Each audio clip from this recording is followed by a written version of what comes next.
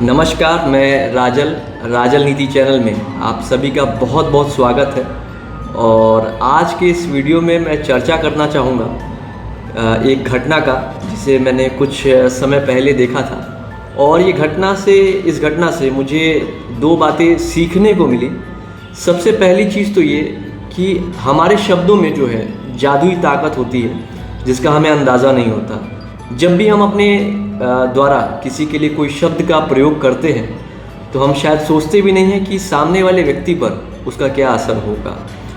और दूसरा ये जो मुझे इस घटना से सीख मिली वह यह थी कि व्यक्ति को अपनी वास्तविकता को नहीं भूलना चाहिए, यानी कि व्यक्ति को कभी भी अपने पुराने समय को नहीं भूलना चाहिए। तो चलिए इस घटना के बारे में मैं आपसे चर्चा करता हूँ डिटेल में कि वो घटना क्या थी। यह घटना कुछ इस प्रकार की है कि कुछ समय पहले मैंने देखा कि बहुत ही महान अभिनेता श्री रजनीकांत जी को दादा साहब फाल्के पुरस्कार से सम्मानित किया गया। और जब उन्हें यह पुरस्कार मिला तो उन्होंने इसे समर्पित किया। किसे समर्पित किया मैं आपको बताना चाहूँगा। हमारी जानकारी में ये है कि रजनीकांत जी जब अभिनेता नहीं थे तो उसके पहले वे कंडक्टर हुआ करते थे। और जब वे कंडक्टर थे तो उनके साथ जो ड्राइवर काम करते थे, उन्होंने पहली बार उनके अंदर इस प्रतिभा को देखा कि वे अभिनय के क्षेत्र में कुछ कर सकते हैं। और उन्होंने रजनीकांत जी को प्रेरित किया कि वे अभिनय के क्षेत्र में जाएं और कुछ बड़ा काम करें। और उनके इस जादुई शब्दों ने रजनीकांत जी पे वाकई जादू कर दिया। और आज हम उनकी गिनती महानतम अभिनेताओं में से एक में से करते हैं। तो इस उदाहरण से बहुत ज़्यादा स्पष्ट हो जाता है कि शब्दों में कितनी ज़्यादा जादुई ताकत है। और हम बड़ी ही लापरवाही से किसी के प्रति अपने शब्दों का इस्तेमाल करते हैं, लेकिन शब्दों में बनाने की भी बहुत ज़बरदस्त क्षमता है और बिगाड़ने की भी बहुत ज़बरदस्त क्षमता है। तो मैं तो यही चाहूँगा कि हमारा जो संसार इस समय नकारात्मकता से भरा हुआ है, क्यों ना हम अपने शब्दों का इस्तेमाल लोगों को प्रोत्साहित करने में करें और वाकई में लोगों की उनकी क्षमताओं के बारे में जागरूक करें कि किस क्षेत्र में वे सफल हो सकते हैं या उनके भीतर किस क्षेत्र में संभावनाएं हैं। दूसरी जो इस घटना से जैसे मैंने चर्चा किया कि मुझे सीख मिली कि लोगों को अपनी वास्तविकताएं नहीं भूलनी चाहिए। हो सकता है रजनीकांत जी के अलावा कोई और अभिनेता होता तो शायद उसे हिचकिचाहट होती अपनी वास्तविकता को स्वीकारने में, कि एक समय ऐसा भी था कि वे कंडक्टर थे और हो सकता है उन्हें लगता कि ये काम फिल्म अभिनेता की काम की तुलना में काफ़ी छोटा काम है, तो हो सकता है उन्हें संकोच होता। पर उन्होंने अपनी वास्तविकता को नहीं भूला और उन्होंने अपने पुराने समय को नहीं भूला।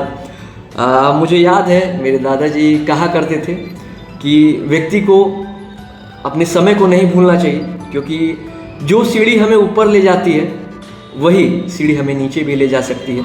इसलिए जिन लोगों ने हमारा सपोर्ट किया हो या हमारे बुरे समय में हमारे साथ रहे हों, उन्हें भी हमेशा हमें याद करना चाहिए। तो ये रजनीकांत जी का उदाहरण मुझे बहुत प्रेरित करता है और मुझे लगता है कि हमें इस घटना से सीख लेनी चाहिए कि अपने शब्दों का इस्तेमाल बहुत ही सोच समझ करके करें, क्योंकि शब्दों में जादुई शक्ति होती है। और दूसरी चीज़, हम अपनी वास्तविकता को ना भूलें और अपने पुराने समय को ना भूलें।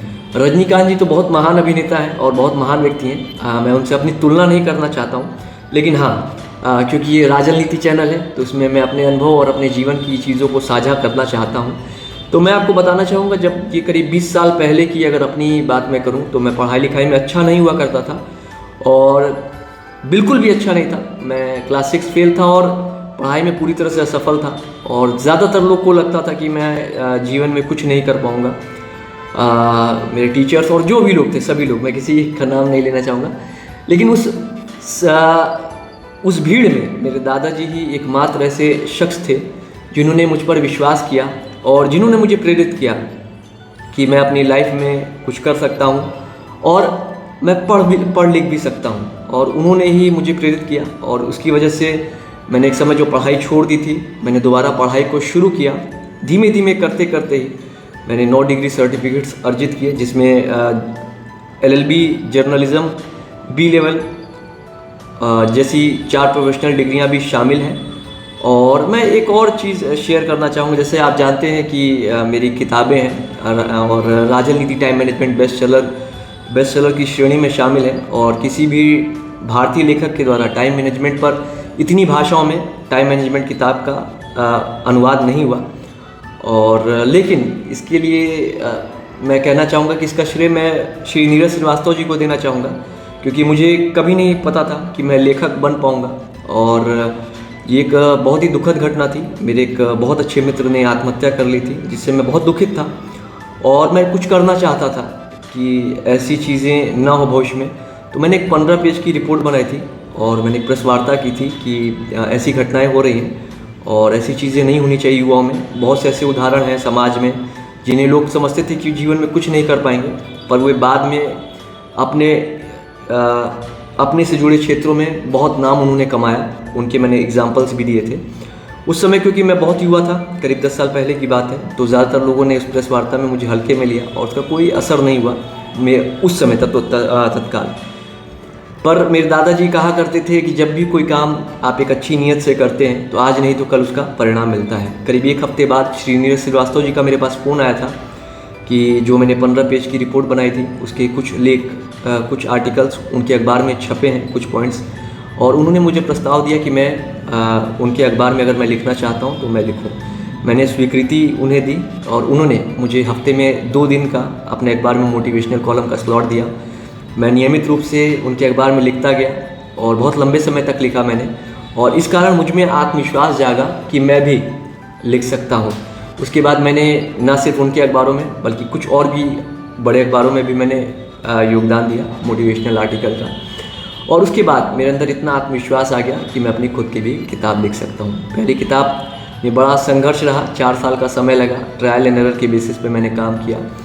उसके बाद दूसरी किताब थी मेरी राजल नीति टाइम मैनेजमेंट, जो कि मेरी दूसरी किताब थी और आज करीब 4 साल हो गए उस किताब को भी लिखे हुए और ये बेस्ट सेलर की श्रेणी में शामिल है। तो शुरुआत नहीं होती अगर श्री नीरज श्रीवास्तव जी मुझे मौका नहीं देते, तो शायद मेरे अंदर ये आत्मविश्वास नहीं आता कि मैं अखबारों में लिख सकूं या अपनी खुद की किताब लिख सकूं।